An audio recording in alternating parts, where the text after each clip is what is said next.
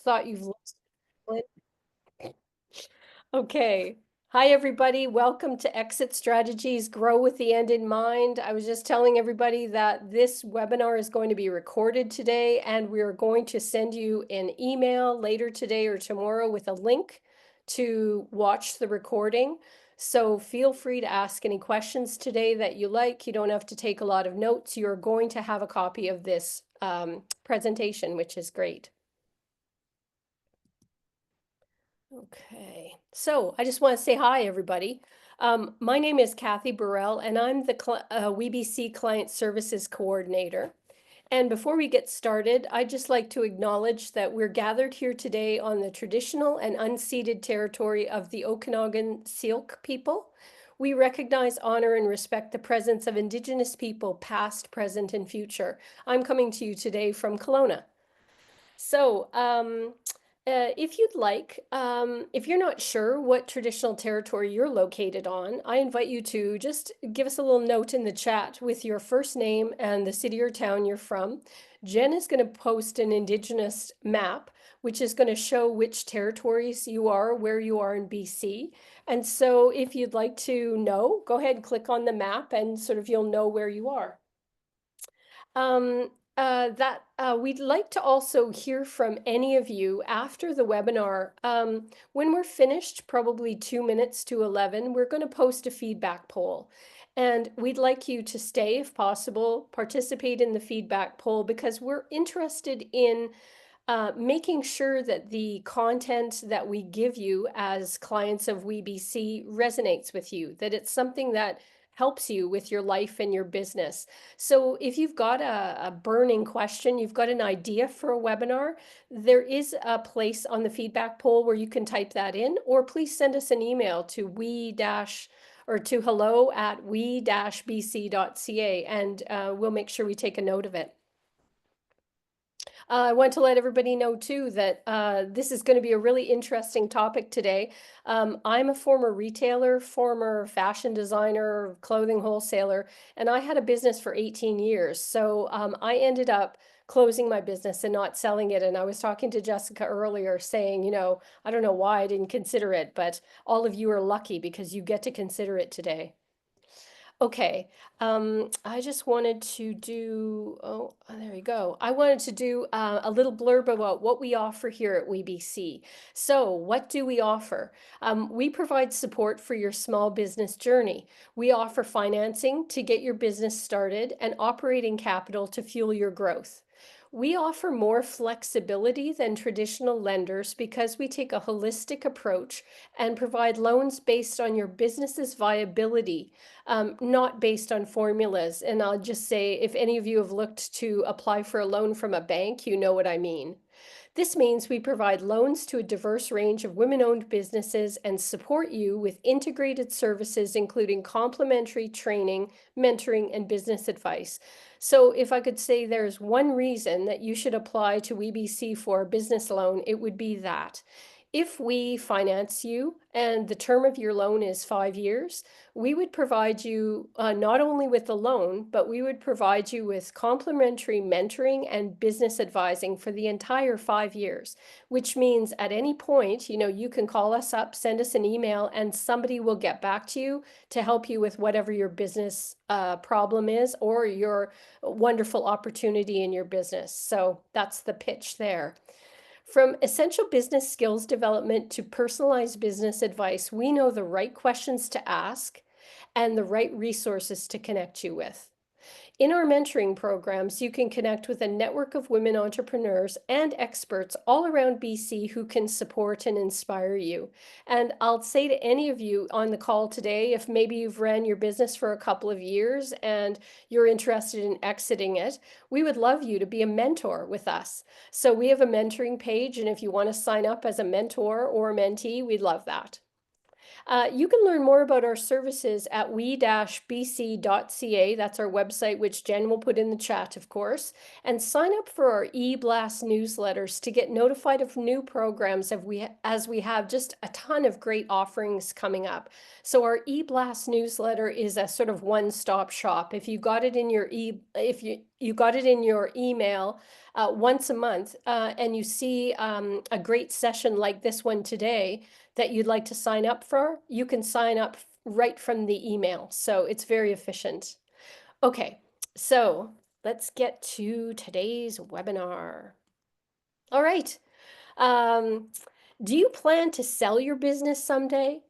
Do you dream of handing over the keys after many years of hard work? Are you ready for your next adventure?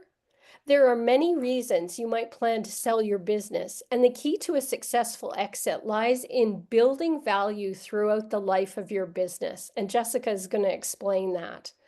Jessica previously worked for Pacific Mergers and has recently started her own business, which is called Exit Welle. She works with busy entrepreneurs who are ready to sell their companies and transition to the next stage in their careers and lives. She helps her clients get the most out of their exit planning experience from valuation to successful sale. And valuation is a big one. You know, you need to know how much to offer your business. Whether you're years away from selling or just starting to think about it, Jessica will help you identify the steps you can take now to ensure your business is ready for a successful exit in the future. So we'd like to welcome Jessica to our fireside chat today. And Jen, I guess I need to turn off my screen. Oops, there we go. And throw it over. All right. Hi, everybody. Hi, Jessica. Hi, everybody. Thank you so much, Kathy. Thanks for having me here today. I'm such a huge fan of WeBC and the resources that you offer. So thank you for having me and letting me be here with you guys. Great. We love to have you. So Jen, I'm probably going to be talking through most of this thing, or hopefully Jessica will be doing more talking than me. So if there's anything that comes up in the chat, a couple of multiple questions, please break in and let us know. Today, what we're going to do is Jessica's going to expand on a couple of the topics related to selling your business. And if you want, you can raise your hand and ask questions. If you want, you can type your question in the chat and we will pause often for questions. And then if you want, at the very end, we'll probably have about 5 minutes left. But I want to let everybody know that Jessica is going to have her contact information on the email that you're going to get later today or tomorrow. And so you can think about your question and get back to Jessica at any time. Okay, so today we're going to talk about a couple of different things. And you know, if you've never thought of exiting your business before, you probably have never thought of these questions, but it's good to kind of have an idea right at the beginning what we're going to be thinking about today. And one of the topics is, you know, what are buyers looking for in purchasing a business? And that's a big question because it's one thing to want to sell your business, but it's another thing to have a saleable business. So today we're going to learn what makes a business attractive to buyers and how to position your company to meet their expectations. Secondly, we're going to talk about something again really important that you might not think about when you're just running your business day to day, which is maximizing the value that you're going to get for selling your business. So you really need to understand the critical difference between increasing a business's value and making it saleable. So, you know, that's a lot to unpack, but Jessica will do a great job doing that. Jessica will discuss key value drivers like reducing owner dependency, improving operational efficiency, and strengthening cash flow. And again, you know, great topics to be thinking about. Lastly, the idea of preparing for a smooth transition. I don't think you could start thinking about selling your business on a Monday and expect to sell it on Thursday. So discover how clear documentation, organized financials, and a loyal customer base can help you ensure a seamless handover when the time comes for you to sell. So, you know, whether you're years away from selling or just starting to think about it, Jessica will help you identify the steps you can take right now, today, to ensure your business is ready for a successful exit in the future. So this is going to be good. So Jessica, let me throw something over to you. Everybody, we're going to probably have a little chat for the next 45 minutes. And like I say, if you've got questions, the chat or stick your hand up, that would be great. So Jessica, question number one is, what do you think buyers are looking for in a business to purchase?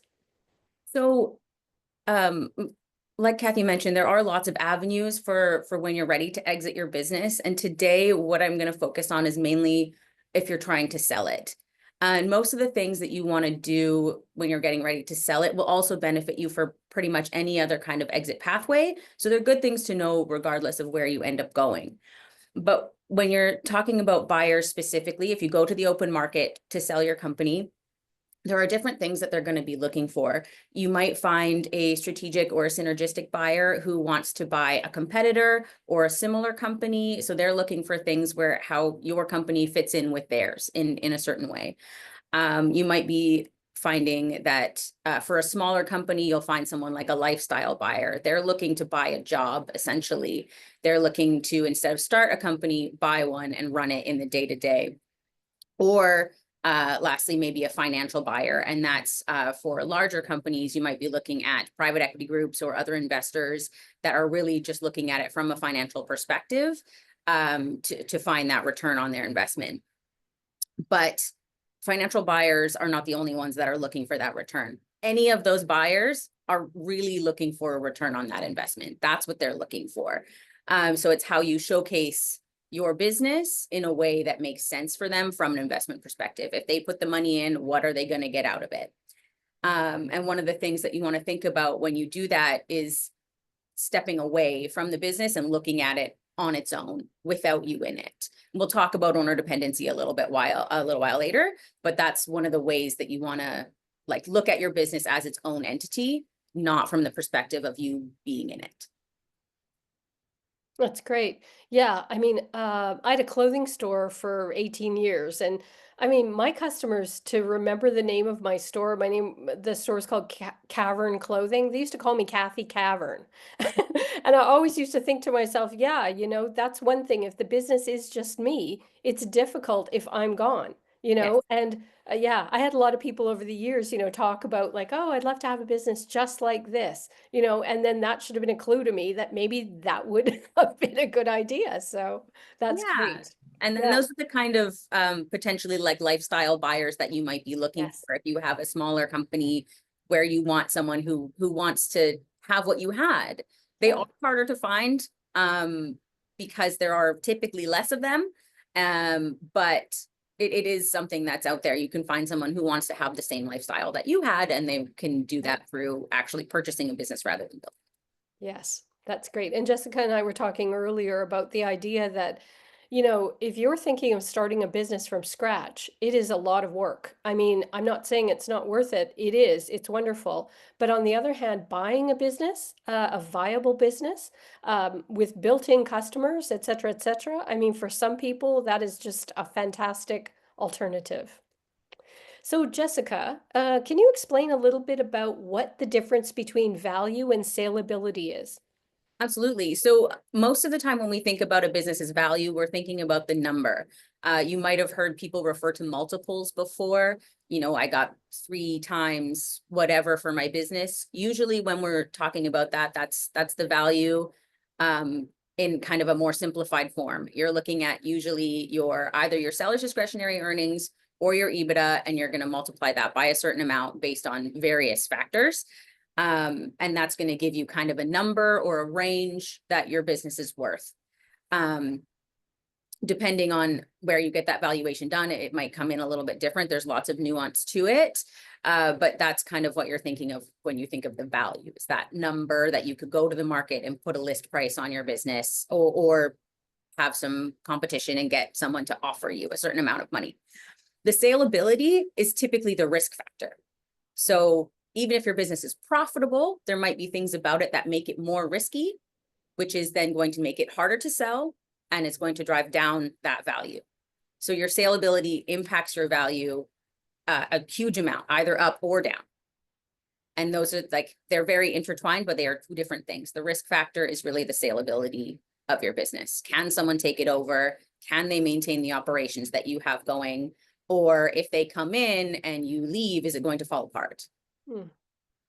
So, Jessica, can you give an example of like saleability, like something that would be a negative or a positive?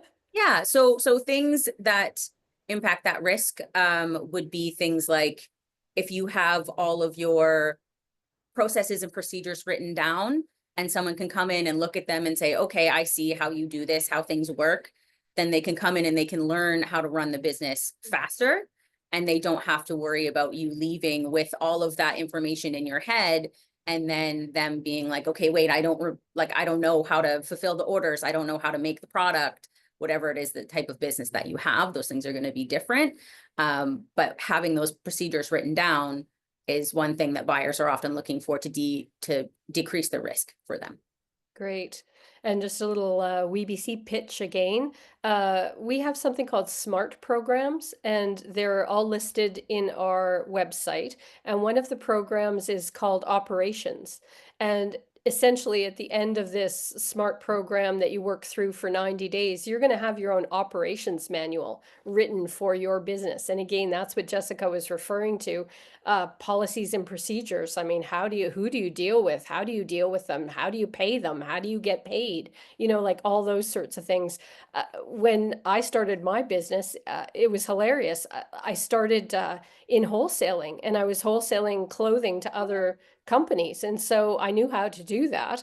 But when things slowed down, I was sitting in my office with my partner, and like the phone wasn't ringing, and no one was sewing in the other room. And so I phoned my brother, who had a bar in Victoria, and I said, Am I doing something wrong? Like, what's happening?" He's like, "No, you'll figure it out." And I remember thinking to myself, "Oh, that was very reassuring, like I'll figure it out." I would have much rather have written an operations manual and knew what was happening. So anyway, that's great. So, Jessica, could you describe some value drivers and how to improve them over time? Because that seems like a really important part of selling your business.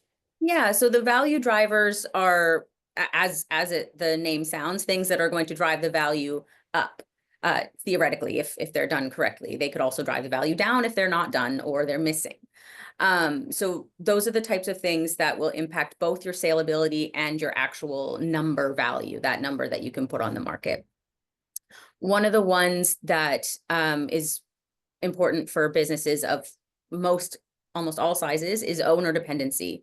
So if you are the main person in your business and you have all of those policies and procedures in your head, all of the clients phone you, they don't phone your sales team. Those are the types of things that make the business dependent on you. But when you sell your business, you're not selling you, you're selling your business.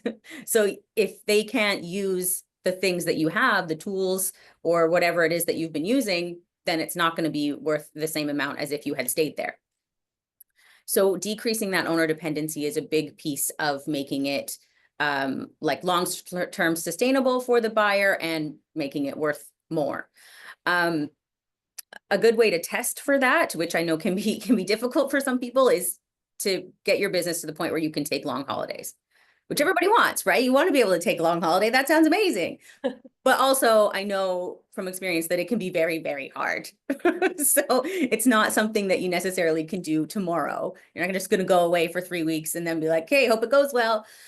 You have to be able to set it up in such a way that your team can run things without you.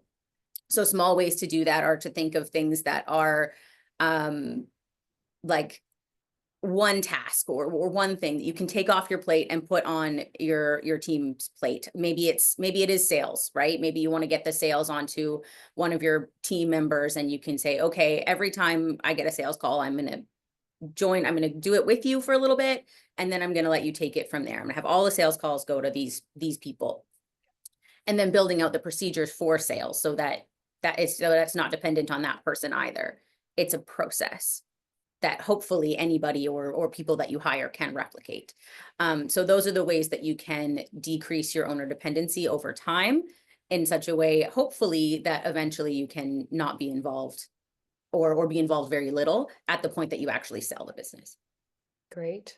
No, great. Again, the idea that owning a business is so ego driven, right? Like you've got the idea, you've got the wherewithal to kind of do everything. But yeah, that idea that after 6 months, after a year, you're kind of exhausted. You've hired a few people, but you've not given them any responsibility. It's very difficult.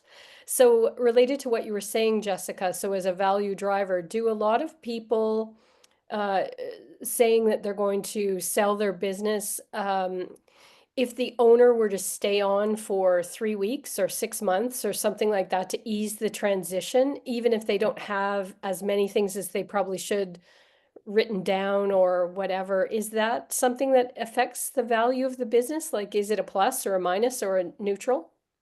It definitely affects the sale. It might not necessarily affect the value, or not considerably, but it would affect your earning potential beyond that. So if a buyer needs you to stay on, then they might offer slightly less, Mhm. or they might include like a year of your time at no extra salary, right? So Right. now you're working for a year for nothing, basically, because you don't own the company anymore. So we Yeah. want to avoid things like that. If they want you to stay, then they should pay you for your time, right? You Yeah. probably won't make as much, assuming the business was quite profitable.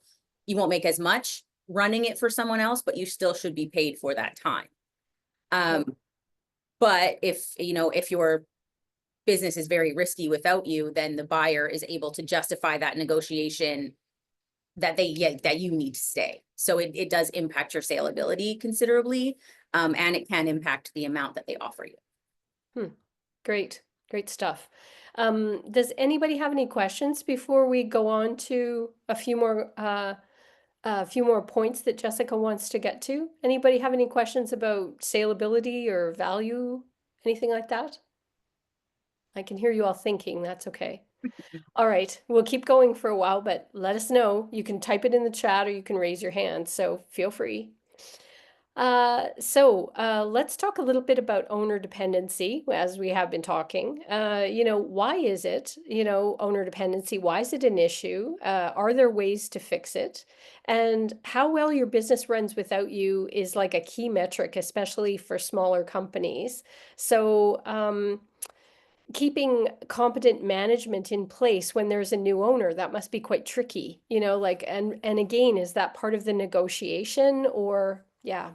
Yes, it's Okay. all part of the negotiation. And like I was saying, obviously owner dependency is when the business is you, Yeah. right? So if you can't go on holiday, or you can't, you know, do things like that, then you are key to the business. Um, but for moving on from that, if you want to get away and you have that management team in place, that's great.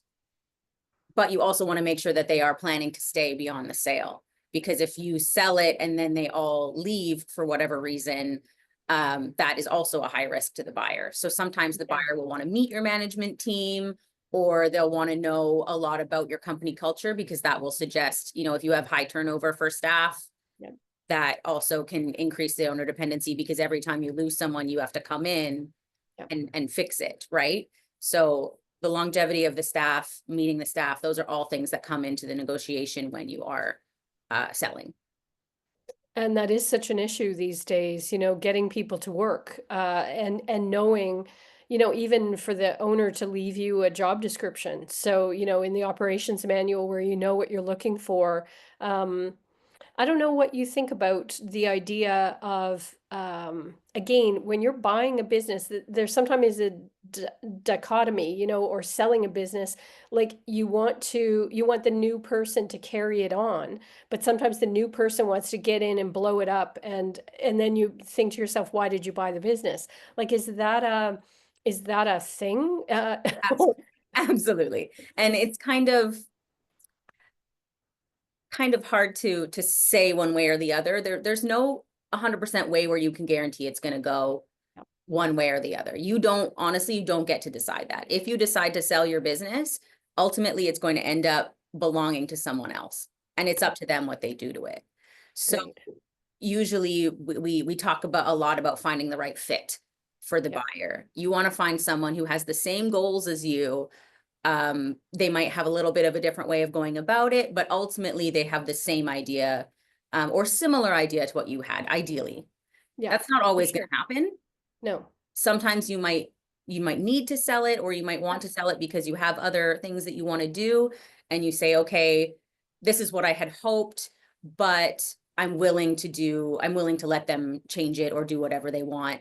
A lot of times we'll see that when competitors buy each other, Yep. because eventually they're going to amalgamate into that competitor's name. Really, they're buying market share. So your business ends up underneath the umbrella of another one, and it might lose its brand completely, depending on the situation. There's always different ones, but that is a situation that could happen, and you as the seller get to decide if that makes sense for you. But sometimes that, that might be the highest offer on the table, and you have to think, okay, do I want the higher offer, or do I want the person who wants to keep the brand? And those Yeah. are decisions that sellers will make throughout the process. Yeah, great point. So I see we've got a couple of questions in the chat. I'm just going to ask Jessica one more question and then I will get to your questions. I think Kath and Annie have questions. So, but this is a really important point, I think. So, Jessica, if you could suggest to a business owner what kind of documentation, of processes and organizational records and that sort of thing would provide a smooth transition to a sale, just to everybody even thinking about it today. Have you got some specifics where, you should definitely have one, two, three things? Yeah, it's primarily what you want to have is some sort of operational documentation, like you were talking about with the manuals and things like that, something on that side. And then on the financial side, you need to have good financials. You Right. need to have accountant prepared financials, and you need to have records of what's been going on, especially if some things have been moved around, if you have multiple companies and holding companies, you need to be able to track where things are and what has happened. Because eventually the value of your business is going to come down to the numbers, and you need to be able to show what you've been doing to that buyer. And if they can't track it, they're not going to pay you for it. Cash Okay. is a big example of that. Lots of people bring cash into their company. It gets recorded however it gets recorded, and then it's not necessarily as clear as other forms of income, right? Yep. A buyer's not going to pay you if you said that the cash came in and it was not recorded properly. They're not going to pay you. Yeah. So, technically, an accountant could a bookkeeper prepare that, or financial statements through an accountant for the sale? There should be like 3 years, 3 years. 2 years, 4 years, 3 to 5. 3 to 5. Um, Okay. 3 to 5 at least, I would say. Okay. Depending on the size of the company. A larger company is going to have more need for that long-term, you're going to have those financials. Just make Yep. sure that they're clean, Okay. and make sure that it's trackable. But yeah, 3 to 5 years typically.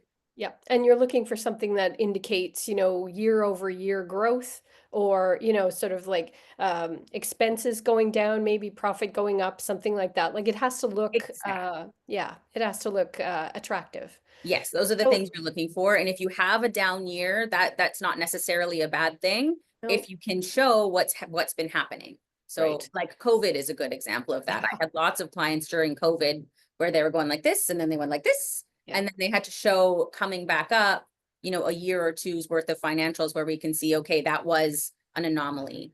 Yeah. The value really should be based on these higher numbers. Yeah. So as long as you can show what happened, if you have a clear indication of what went wrong or whatever, Yeah. maybe you invested something and it didn't go well, like there are ways around it. You just need to be clear and have the documentation to support it.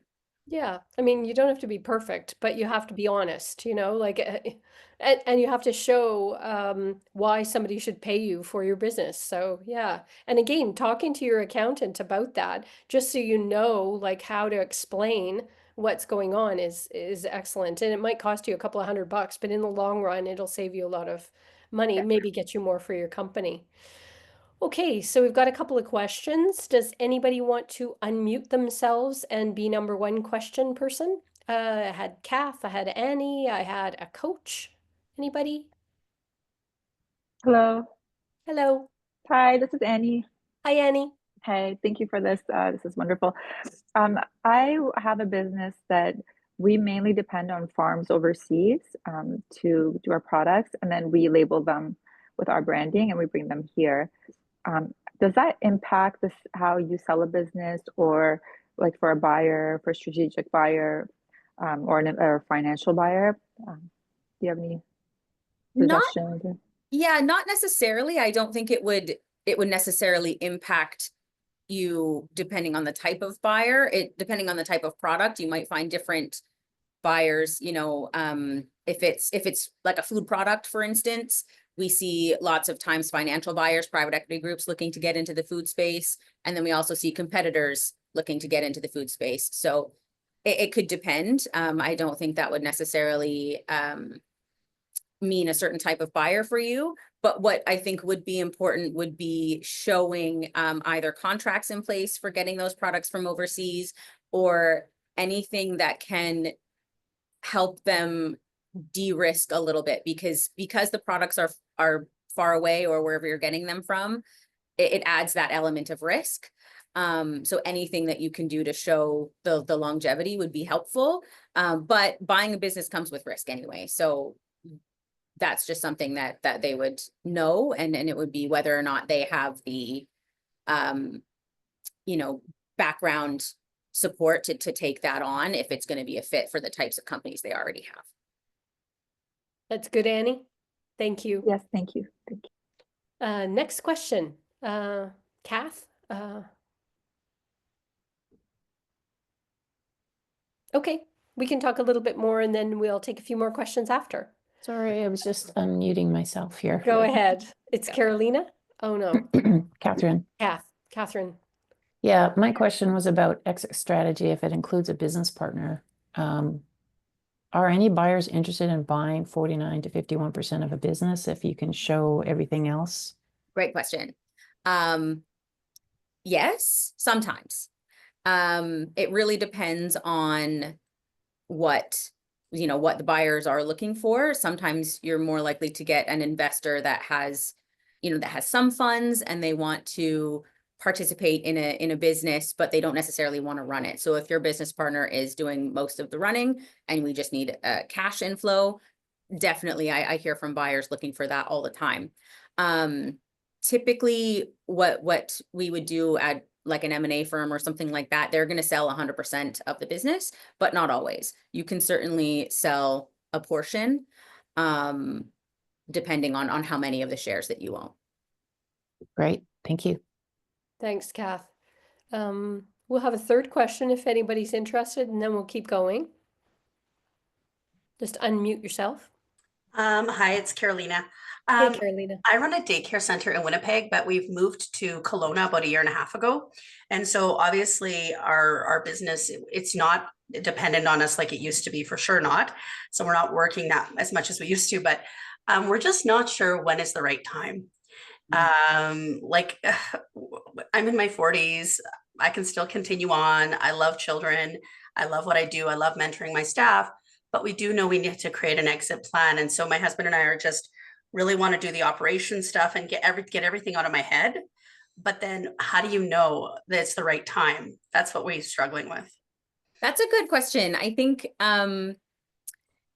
getting all of your operations things and all of your planning done is the best way to be in the place where you can make that decision when you want to, because there isn't necessarily going to be a right time. Nobody knows what's going to happen with, like, childcare is a pretty important service. I don't think there's ever going to be a time where we don't need childcare, but nobody can predict what's going to happen with the economy or things like that could change. So there's never a way that you can time it where you're like, I'm going to get maximum value if I do it in 2 years or something like that. Nobody can tell you that. But if you have all that planning in place and you decide, okay, I've done the planning, I think I want to sell in the next year, you can put it on the market and see what kind of response you get. But you're not in a rush. So if you don't get the response you want, take it off the market, right? You don't need to sell it. The problem is waiting until you get to the point where you need to sell it and then you put it on the market. And if you only get 1 or 2 offers, you're most likely need to take one, or you get no offers and then you have to think of something else, right? So having that plan in place and then doing it at the time that works for you is the best way to do it. You're also then poised if someone comes to you with an offer. So you're already ready. And you can make that decision, like, is this the offer that I want? Is it fair? Do I want to do something else? Or not? And then you can make that decision, but having that stuff in place will help you just be ready when the time comes. So one question, just being a little bit naive. So how are businesses sold, or how are they market? Do they hire someone like yourself in order to help you kind of market it? You talked about the buyer that's a competitor, the lifestyle buyer, the financial buyer. So how do you kind of put yourself out there when it might be that time to see if the market's gonna bear it? Yeah, absolutely. So you can hire someone like myself, a business broker, an M&A advisor. There are some commercial realtors that do business sale. But if you are looking to work with commercial realtors, make sure that they do business sales, not just commercial real estate, because they are very different. And then you can look for people who have their, certified business intermediary or other certifications regarding business sales specifically. Those are the types of people that can help you through that process. And like someone like myself will put it on the market for you and will help you find the right buyer. Each one of those buyers might have different pros and cons associated with each, right? So having someone like a broker or an advisor that can go through that with you is helpful. But similar to real estate, you can technically do it on your own also. Thank you very much, ladies. Much appreciated. Thank you. Okay, we're gonna get through a few more things. It's like 10:37 and we think we're gonna go till maybe 10:50. So, Jessica, you don't even have any water there. I wanted to ask a little bit about branding and customer base. Like, how well do your clients know your business and how loyal are they to the brand, not the owner? So can you talk a little bit more about that? Because I think there are probably a lot of people on this call today that have, small businesses. Absolutely. So branding is great if it protects your business in some sort of way. So if you have a mailing list and a brand, but no revenue, it's not going to be worth much at all, because that brand needs to somehow do something for your business. It needs to generate revenue, or it needs to create some sort of moat. Like, people are going to find your brand because it's more well known or higher up on the Google list than somebody else. Those are the things that make your brand valuable and add to the value of your business. And when the brand is just you, like you were talking about, where they call you Kathy Cavern, I think, yeah, that is you as the brand, right? Which is not necessarily a bad thing, but that's something that you can be mindful of and pay, okay, this brand is really about me. What else about my business can I grow to make it still worth something? I've sold a restaurant before that was somebody's name, right? Like somebody's name restaurant. It's still sellable, but it's not that, like, the brand is not the thing that makes it valuable, right? What made it valuable was the operations and the profit that it had, because the new buyer had a different name, so it doesn't have the same ring to it anymore. But those are the things that you want to think about when you think about your brand. Customer base is also really important if you are looking at people who have like one really big contract that makes up 30%, 50% of your revenue. When your customer base is not diverse, that can be a big flag for buyers, that there's a lot of risk there. So they're probably not willing to spend as much on that business, because that one customer could leave and your revenue could go down 50% or however much.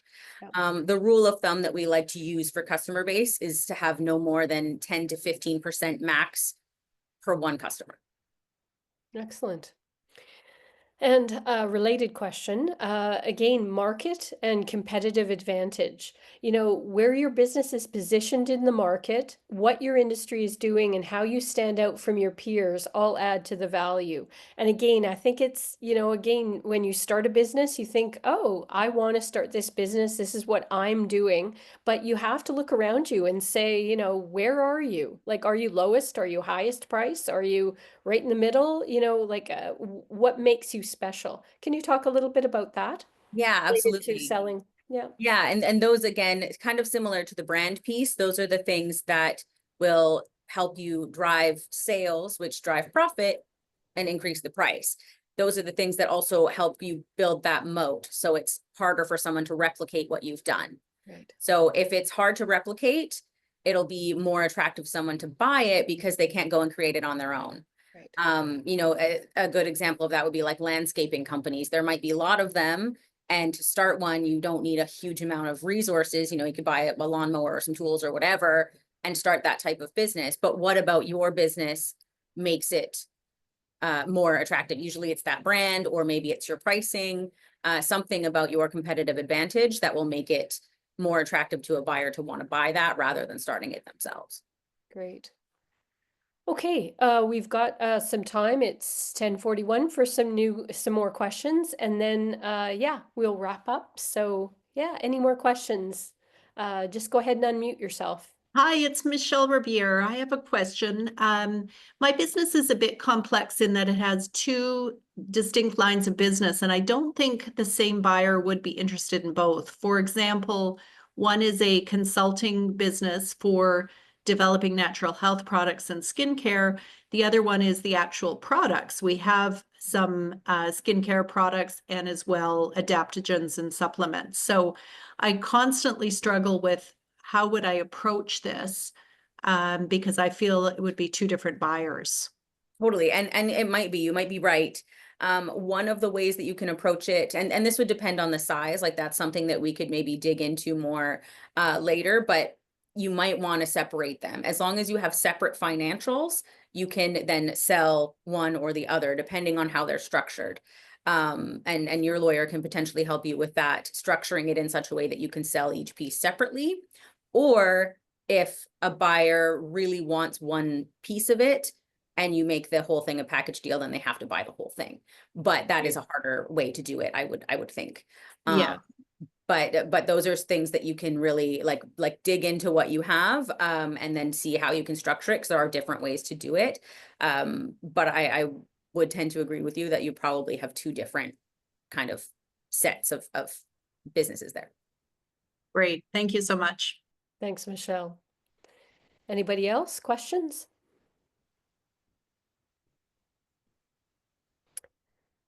Okay, I want to let everybody know that Jessica will, when we send the email today or tomorrow, follow up with the recording of this session, there's going to be an offer from Jessica and contact information.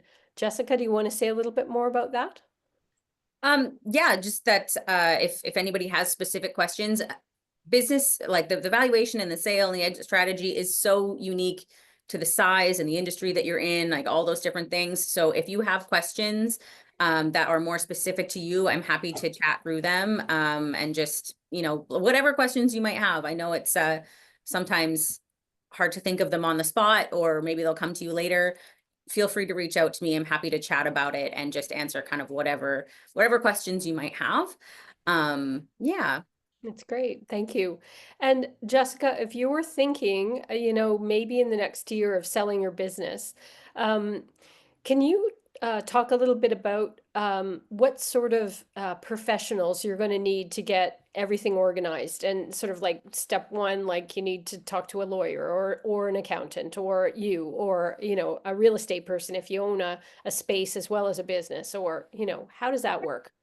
Good question. We like to say that exit planning is like a team sport, because you're going to need multiple advisors, your accountant, your lawyer, a broker or an M&A advisor like myself, sometimes a wealth planner. Those are the people that you want to be talking to as you get ready throughout the years prior. And those things also depend on what you want to do after. So if you are planning to sell as a path to retirement, you want to talk to your wealth planner and make sure that you have an idea of what you need to get out of the business to fuel that retirement. And then if you have that number in mind and you get your valuation done and it comes in less, then you know, okay, I need to put some work into this to make sure that it's at the point where it needs to be so that I can retire comfortably. So your wealth planner, you're getting your valuation done. Those are good places to start. Talking to your accountant is very important in the kind of 2 years before you want to sell, because there are certain tax strategies that can negate you from using your capital gains exemption. And I'm not an accountant, so I can't give specific accounting advice, but definitely chat to them about that. because that's something that we often see. People are ready to sell, and we want to take the business to market, but there are certain things within their financials that are impacting them, and usually you need 2 years of clean financials in order to do that. So that's something that you definitely want to talk to your accountant about. And then your lawyer can help you with the structure. It like we were talking about with the kind of two businesses, if you need to separate them, if you need to add a holding company, those types of things, your lawyer can help you with those structuring details. And then usually within the sale itself, you'll want a broker and a lawyer and an accountant. Great. So, Jessica, there was a question in the chat that kind of relates to that idea of, who do you need to talk to? Are you seeing any trends? I mean, you've been in the business for a while. Sort of somebody had said something about what about an aging demographic? She thinks that's a big downside, like people are exiting out of their businesses because they're aging out. But on the other hand, we know from WeBC that the biggest demographic that are starting businesses are women between the age of 55 and 60. So, I mean, kind of one and the other. Maybe you're just kind of moving on from one business to another one, like, chasing your passion sort of idea. Do you have any comments on that? Yeah, we've been hearing about it a lot over the past couple of years. They call it the silver tsunami. Everybody leaving their businesses, right? It's definitely happening, and we've seen it kind of start to pick up. I think because of COVID, it's happening later than people anticipated, but there is a lot of opportunity there for people who are leaving their businesses. And a lot of them, their kids either don't want the company, or they don't have kids or people to leave it to. So those are great opportunities to get into companies that are established and bring in, oftentimes they don't have necessarily great websites, or maybe there's ways that you can use AI or something like to bring those businesses forward that the sellers are not going to want to do. So we are seeing a lot of that starting to happen, just because that population is aging, and it would be sad to see all of those businesses go into kind of the hands of certain like private equity groups or something like that, rather than see them run by individual people, right? There's an opportunity there for people to still run those businesses. Not that selling to a private equity group is bad. We love that too, but there's different ways to do it. So yeah. Great. And we had another question in the chat that, again, really interesting stuff. I mean, what's a realistic expected timeline to expect for the sale of a business? And once someone is interested, I guess somebody wants to make you an offer, how long would the process typically take from there to turning it over to somebody? Yeah. If the business is ready to go to market, so you've already done some of that pre-planning, your things are in order, you've got your finances, typically it'll take about 9 to 12 months to do the sale. Okay. Once the buyer, and that includes like getting it on the market, doing all of that stuff. Once the buyer and you have kind of engaged in that sale, it can take anywhere between 3 to 6 months to maybe even a year. Like it really depends on the size of the company and the severity of the due diligence that they're doing. Larger companies will take more time than smaller ones. Okay. Trish, you had a question. Trish asked the question about the demographic, and she was saying, is it going to be harder to sell a business in the next couple of years with clients actually aging, sort of idea? Like, if your clients are aging out of traveling, or they're not buying, a ball gown to go to a fancy do anymore, things like that. Are you seeing anything in the market about that? Yes. What I would say in that case is it really depends, each business is unique. But if your whole business is kind of trending downwards because of, like retail is a good example of that. Lots of places in retail are having a harder time because, the downtown is just not as full. People aren't coming to the stores. And unfortunately, yes, that is going to make it harder to sell. There's nothing, That's just the fact. that's just the reality of it. The only thing that you can really do in that sense is pivot somehow and have another revenue stream that helps keep your revenue coming in. Yeah. Um, You know, that's the interesting thing about, you know, entrepreneurs is that they're creative to begin with. That's why they started a business. So sometimes finding out this information 10 years before you decide to sell, you know, allows you to pivot in such a way that you actually are adding value every single day you're open and you don't really realize it, you know. So that's, again, I would say that would be a benefit of talking to somebody like you know, in a consultation sort of idea, because then, you know, at least your mind is sort of moves from the day-to-day operations, headaches, joys, whatever it is in your business, to the idea of, you know, gee, you know, that person looks like, you know, they mentioned to me that they might be interested in buying my business, you know, and you've got all the stuff ready. So yeah, that's great. Okay, it is 10:50, so I am gonna stop sharing my, or start sharing my screen again. I'm gonna thank Jessica for a really great conversation, and say like that, you know, this, I think we could probably have done an hour or two on, and I'm sure we'll have you back, Jessica. It's so interesting. So again, you know, if you have questions going forward, if you think of something that you needed to ask 3 days from now, Jen is going to put Jessica's information in the follow-up email, and you can contact her, chat with her, you know, and that's great. And otherwise, great conversation. Thank you so much for being here today, Jessica. Thank you so much for having me. Yeah, fantastic. So I want to talk a little bit about, I talked a little bit about the operations plan before. These are our SMART programs. It's called on-demand learning and personalized support. And what it is I think these courses are very reasonably priced. I want to say $10, but don't shoot me if they're not $10. But essentially, you would download the link to this course. You have 90 days to work through it on your own. If you work better at 3 o'clock in the morning or 2 o'clock in the afternoon, you can go through this. And in the end, you'll have an HR plan for your business. You will have a financial plan for your business. You'll have a marketing plan for your business. And there's a couple more. So please look into our SMART programs. If you have a question, you can't find them on our website, Online, contact right? us Everyone. at WeBC. So that would be great. hello@webc.ca.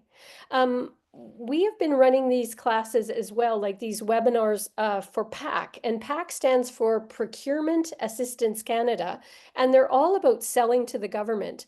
And again, a lot of people, they're looking, you know, maybe they're a year or two from exiting their business, they're looking for another revenue stream, something to really boost their profit. This last session is very interesting. It's unlocking government opportunities, navigating federal procurements, and resources for business growth. We've had an exponential growth in the amount of people signing up for these, and it's incredible, you know, when you think about it, that the federal government in Canada purchases the majority of their products and services from Canadian small businesses. It's amazing. I mean, I know none of you are making semi-trailer trucks or rocket ships, but you know, the rest of the stuff that the government needs, like catering and cleaning and all sorts of things like that, it's pretty, yeah, really interesting. So we hope you'll join us. And I want to just thank everybody for being here today. If Jessica's got a few minutes and if anybody has another question, I mean, I think it's, I'm checking the time. Oh, we have 5 minutes left. I could let you all go. You've been very good students today, early, but if anybody wants to ask a question, feel free. Down below is all our contact information. I mean, we're available by telephone, by email. We're do some great stuff on Instagram and LinkedIn. We hope you'll all sort of really connect with us. And I wanted to, what's not on the slide, but I wanted to let you know that WeBC has been around for 30 years this year, helping women start businesses. So we're having some fabulous celebrations in Kelowna later this month and in Vancouver later this month. So if you're in those two areas, you know, send us an email, let us know. We can send you a promo code for a free ticket. So yeah, it would be great to see you. And any questions for Jessica or any last chance? It's like an auctioneer, going, gone. Oh, feedback poll, Jen. So Jen is going to do the feedback poll. Now you're all still here. Ah, thank you, Jen. Jen's like magic. You just have to say Jen. She's like a genie and she pops in.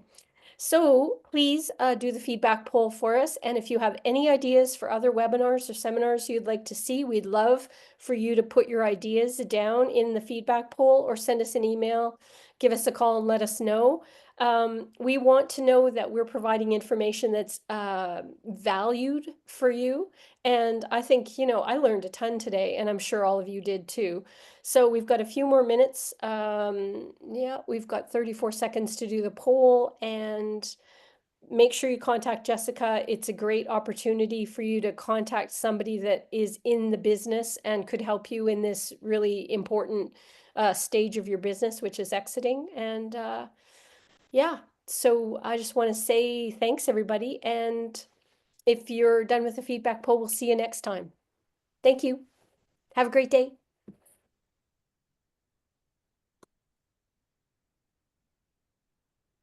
I'll leave the feedback poll up here for another minute. Thanks, Jen. Thanks, Jessica. Yeah, thanks so much for having me. It Yeah. looks like there's one, Peggy just dropped a question into the chat. I'm happy to Sure, talk about go that ahead. while we're hanging out. There are certain industries that are more desirable for sure. It really depends on where the market is and what it's doing. And that can change from year to year what people are most interested in. But often the ones that are going to be of interest all the time are those ones that are kind of recession proof or very, very stable, long-term stable companies. Those are usually always of interest. And then kind of the things within that will change depending on what people are looking for. I don't know if that's a super helpful answer because it's kind of vague, but hopefully that Yeah, that famous answer. It depends. depends, right? Great. So But useful. it's good to know though, like it's better than you saying, oh no, your business is, like gotta be real with it. And sometimes you can change it slightly. Yeah, exactly. Depending on what people are looking for. Oh, it looks like there's another one here. If you have a lease, is there an ideal lease term to have remaining when listing for sale for a retail store downtown? Yes, lease terms for sure. One of the things you want to have is definitely a good relationship with your landlord because I have seen them completely kill a deal. It's very upsetting. Because if they can't use the space, then obviously they can't continue the business. So definitely having a good relationship with your landlord and then having a lease term, ideally 3 years, or at the very least another option to renew for another 5-year term. Those are or what people are looking for. When you're looking at it from an investment perspective, they usually will want enough time to recoup their investment. So you can kind of think about it that way as well. If potentially you're selling to like a competitor and they're going to move it out of the space anyway, then a shorter time frame might be okay. But as a general rule, they want that longer time or that option to renew. Great. That's a great question. I would have never thought of that, but that does, it's all these different puzzle pieces that have to go together to make the deal, right?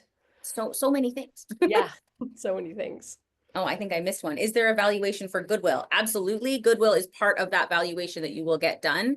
But it is primarily based on profit. If it's not generating profit, there is nothing to value. So you do need to have money coming in for that goodwill to be worth something. But that will be if you get a valuation done, that should be kind of explained when they go through that valuation with you. Great. Good question. And you mentioned, Jessica, an MRN person. What does that stand for? You said something about the people that you need. You need a lawyer, you need an accountant, you need a Accountant, wealth planner. wealth planner. Maybe that was it. That was probably it. Okay. Yes. Yeah, Okay. broker or M&A advisor, that might have been it. That's like someone like me, mergers and Okay. acquisitions. Okay.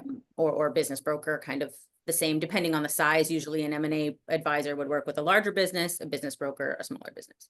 Okay. Sounds good. We ready, Jen? Are we done? Yeah, all good.